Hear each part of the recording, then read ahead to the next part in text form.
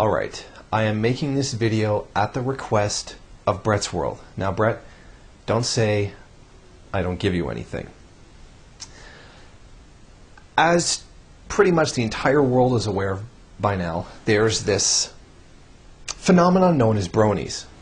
Now Bronies comes from the show My Little Pony, a show intended for little girls. It's about these cartoon horses that exist in a kingdom or something for whatever reason, and their thing is that friendship is magic and whatnot.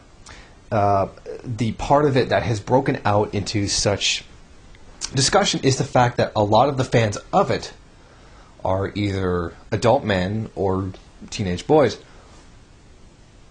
And a lot of people are against this, and it's become this whole phenomenon in and of itself.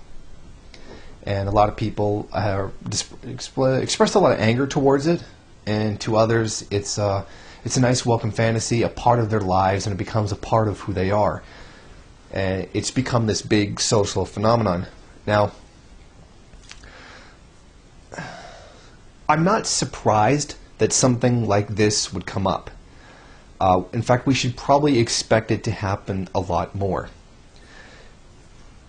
We live in a system predicated on greed, hatred, prejudice, and trying to get over on each other. This is the basis, the economic and philosophical basis of capitalism, that we're all fighting with each other to compete. And this, theoretically does some good, and it creates a better world. However, it is a world based on greed and not trusting people and trying to get over on each other in order to succeed. Now, this isn't just the capitalist class itself. It's something that very much the rest of us are relegated to. We do not get jobs. We compete for jobs. We have to compete for jobs. We have to compete with our dollars to get food. We have to compete in order to survive. This is nothing but a system constantly putting us against each other. Now, you can make people very, very cynical like that.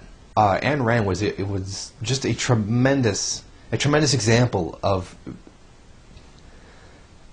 becoming so jaded from such a system.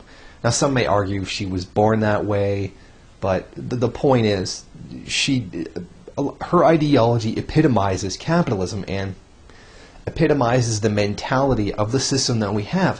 When you have a system based on so much hate, greed, and prejudice, and capitalism breeds prejudice tremendously.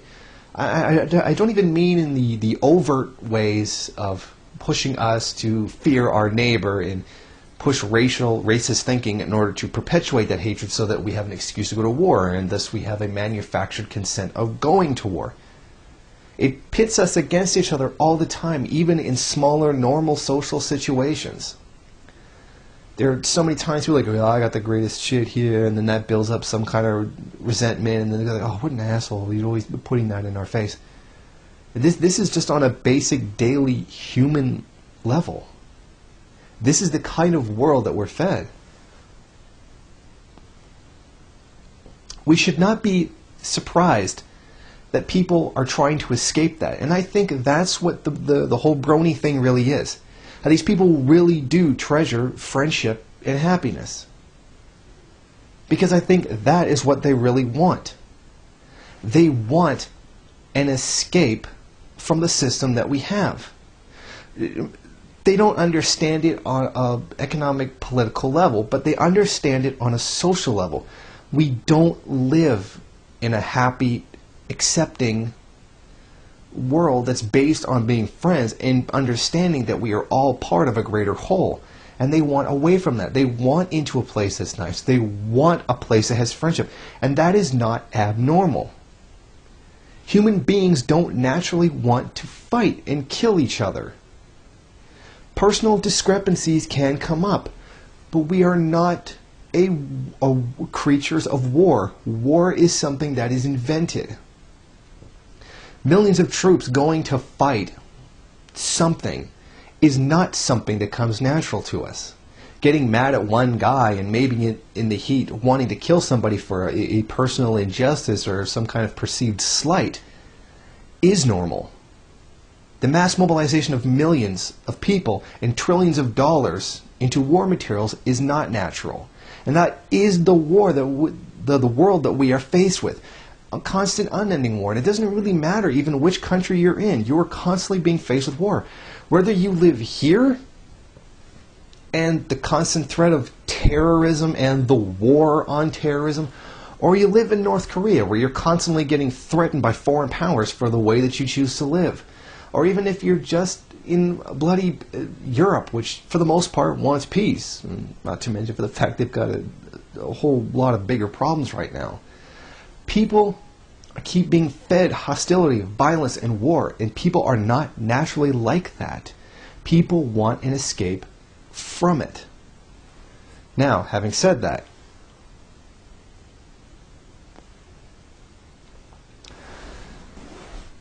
the Bronyism, the adulteration of this cartoon, can in some ways be understood like religion. Now, I don't mean it's a religion like they're all brainwashed and they're going along with it, following a leader or something like that. I don't mean it in that context. I mean it in the original context in which Marx described religion being the opium of the masses. Not opium in the sense of somebody to make you hallucinate, not a hallucinogen to make you perceive somebody that isn't there. That's not the context in which he'd meant it.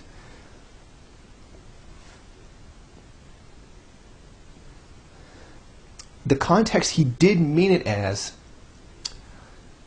he meant it as a painkiller. Now, at his time, opium just came out as a painkiller for medical work. That's the context in which he meant it. It's, the sigh of the oppressed masses. They live in a poisonous culture. They live in a poisonous society surrounded by hatred and anger. And this My Little Pony stuff is a little part where they can get away and start feeling not like losers, but start to feel like normal human beings. The fact that it is characterized in a cartoon and that its culture becomes that of a cartoon is not a commentary on them. It is a commentary on us as a whole, as the society we live in, because we live in such a painful one. Some people get out in other ways. Online gaming is one way. There's all kinds of ways that you could be doing it to get out. So this whole Brony phenomenon is not something that should be unexpected. In fact, it is the symptom of a much larger social problem. One can't deny the society we live in, nor can they deny the effects of it.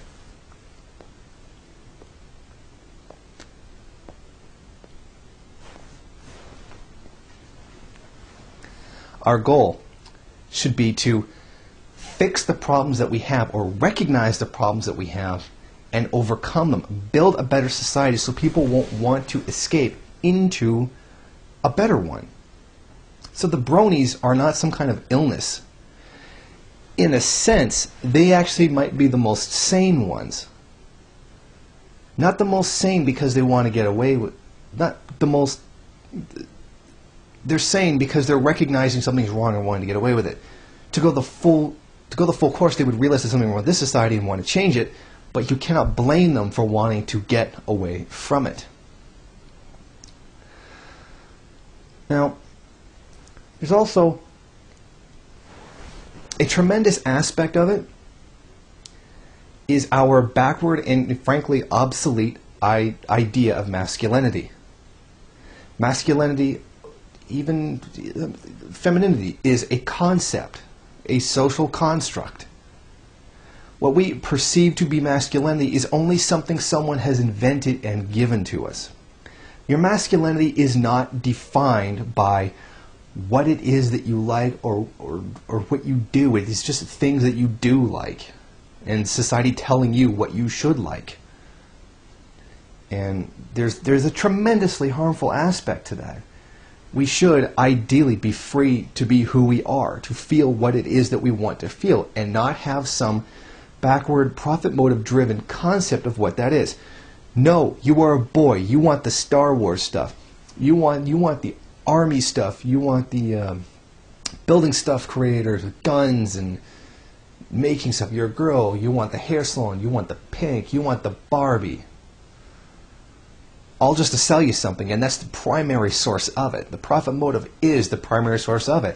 At one time it was religion, but since religion for the most part has been removed from our society, it's been replaced with the profit motive, and that has pushed it on us.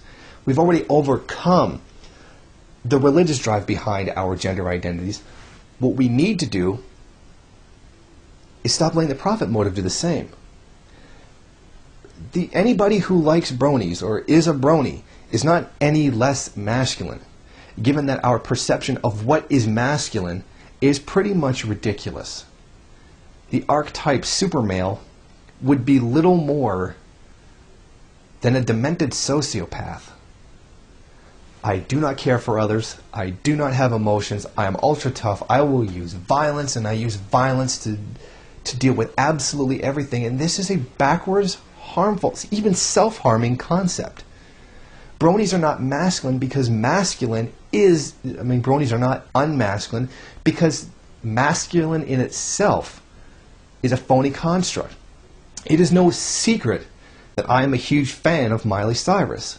I do not believe her music to be some kind of great thing that revolutionizes the world or anything. But I enjoy it on the same level that I enjoy any other music.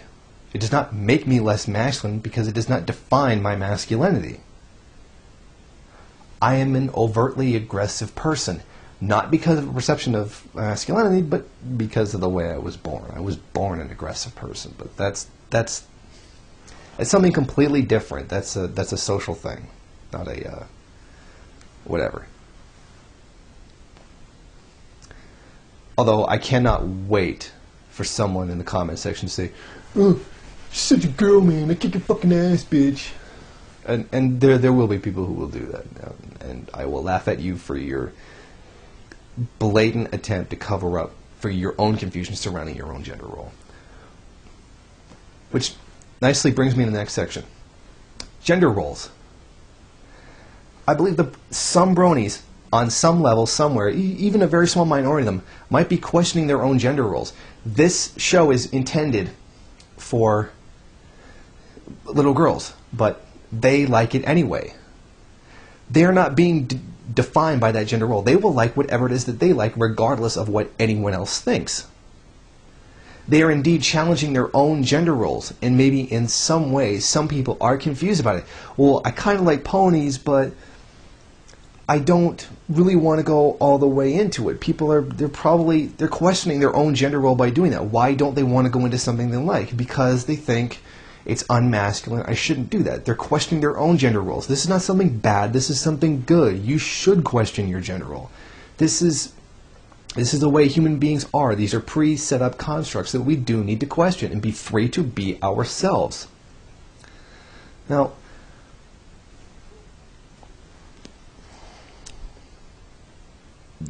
the drive behind such harmful, aggressive, hateful, destructive nature, and by a profit motive, is very, very clearly put forward by the people like the Mises Institute and whatnot, and that we're supposed to be against each other, and child labor is okay, and a lot of other destructive things, all based on the premise that it's okay because it generates profit. I mean, this is that hateful, sadistic system that we're fed with the incentives that it is that we are given. Now, they constantly do all kinds of things to justify and try to say that it's natural, and this is naturally the way we are, which is completely untrue. One of the very usual arguments I get is that, the animals don't go to war. Animals, more often than not, live in collectives, and the usual comeback is, yeah, well, even wolves fight for territory. Of course, at no point making the realization that they are not wolves, and that they can do things that a wolf can't do, like think and plan and reason, thus relegating the role of a human being to that of an animal. Mises people imagine that they are animals. Bronies only like imaginary animals. Bronies are regular people, a natural reaction to a sick world that we do have. People wanting to escape that, even if only for an hour a day, which is not really any different than someone who gets high every day to get away from it, or drunk to get away from it, or go play online games to get away from it. Their unconscious minds are choosing a world based on peace, love, and friendship, the way human beings were meant to live. So Bronies are not insane. They're probably more sane than the rest of us.